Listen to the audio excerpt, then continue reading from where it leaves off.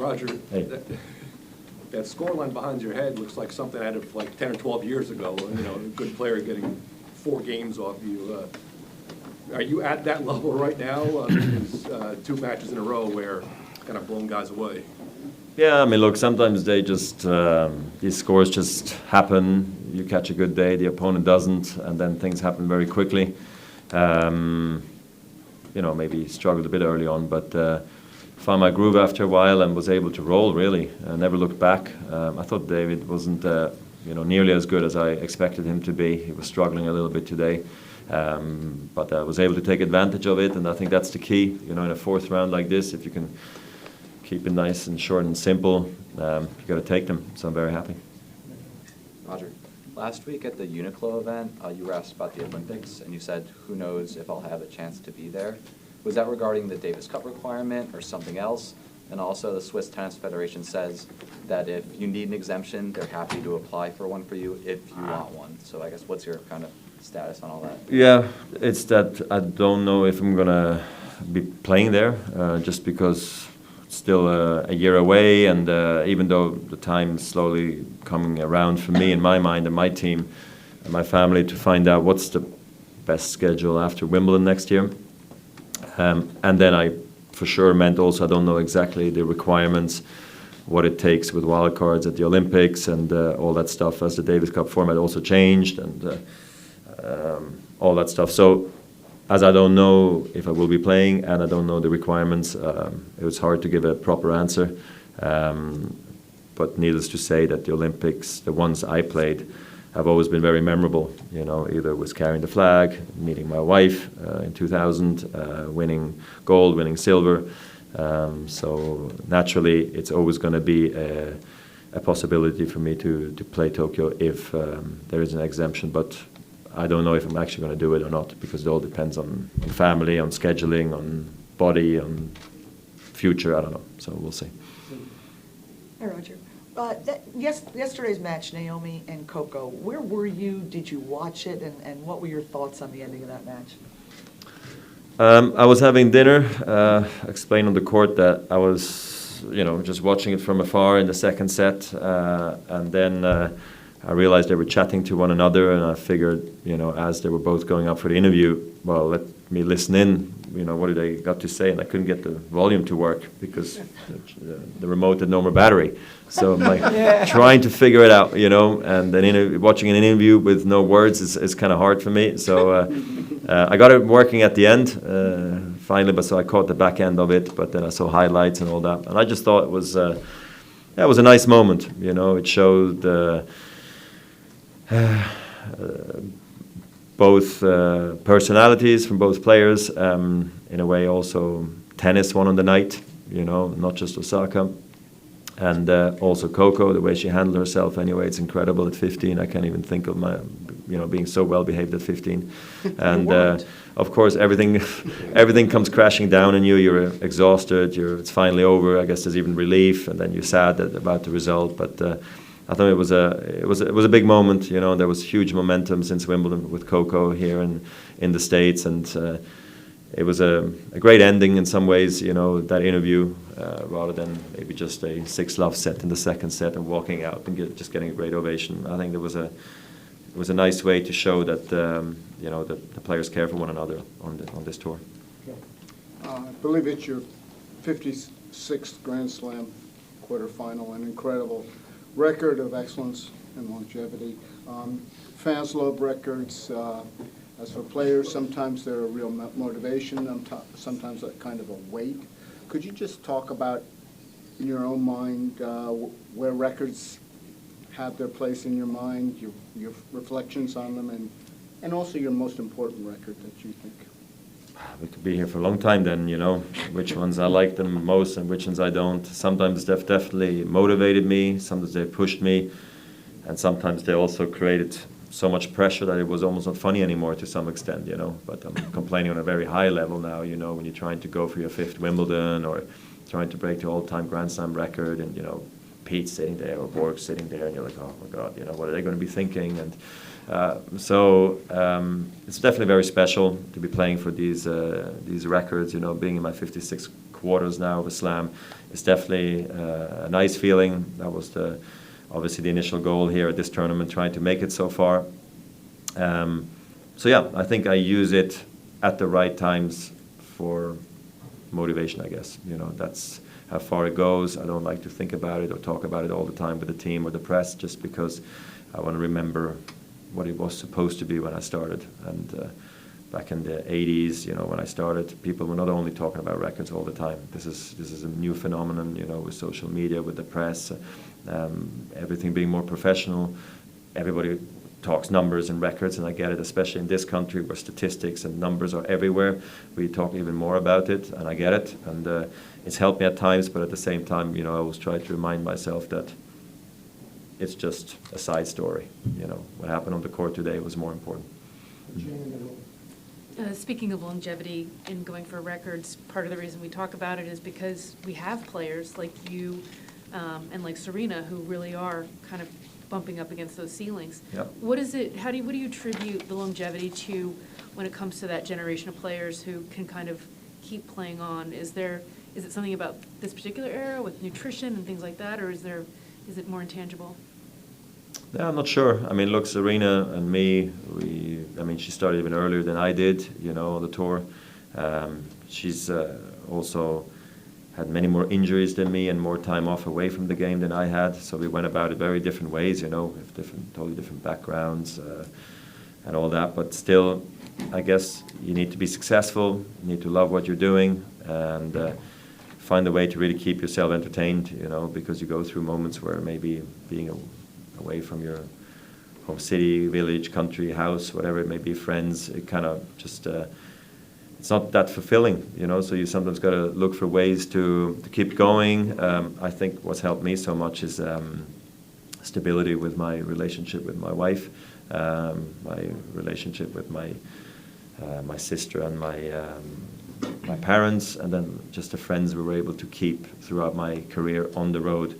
So it didn't make me feel like if ever I came home, I had nobody. I always felt like our friends couldn't wait to come either meet us at the tournaments or wait for us at home, and that just made time away or at home so much fun, and that has helped me a lot.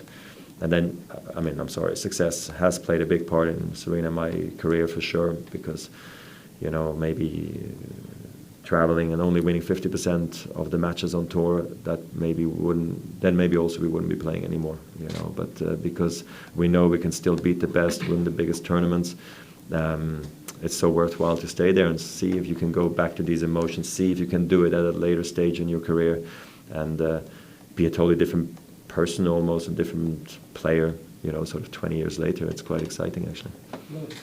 Grigor's match just ended, so he's now going to be your next opponent, and you've had great success against him.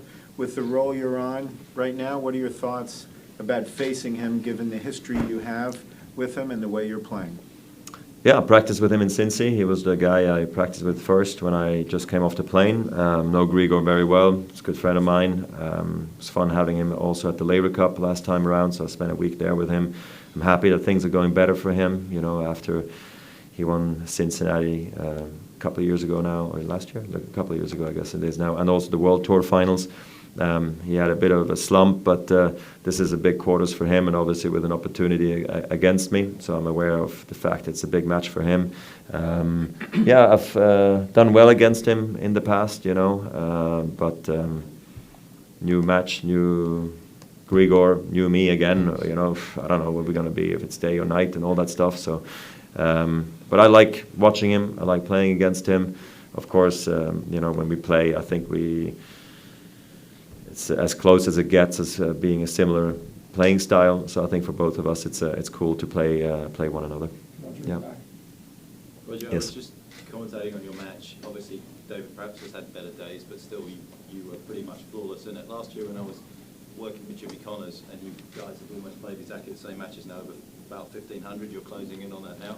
He said to me he played 5 perfect matches in his career that he thought he had actually hit where he felt he could play at for an entire match. How many do you think you've had at this stage of your career? More than 5. Just because. No, I don't know. I feel like I've had maybe more than 5. I don't know. I feel like I've had many good finals or moments where I just like, I'm just not going to lose this match. I feel too good today. I can even pace myself during the match, you know, and don't waste the extra energy and all that. But I see what he's saying. If you're talking absolute pinnacle, like you're seeing the ball like a football and everything just is happening, going your way, you feel like you're reading your opponent's mind and all these things, yes, maybe around that number 2, yeah, I guess, yeah. Can you recall one for me? Maybe finals here in 04 against Leighton, yeah. 2 more questions, and you'll see young lady right there, and then Ubaldo. Oh, no. You're afraid, huh? No, not afraid. I'd be afraid of spiders, but not of you. Roger, quite a few players and their teams are now using these companies that give you very detailed statistics about Right. a player's game. Could you talk a little bit about where you find that's useful and where you find it's not useful? And also Yeah. whether you think it's a good thing for younger players to use it?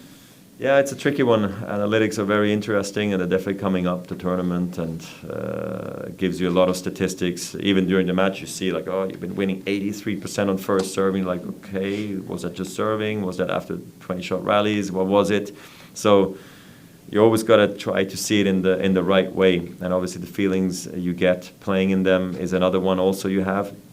That's why it's sometimes good to, after a match, sort of wrap up with a talk with your team to see like how do you feel out there as you were facing break points or whatever you were doing.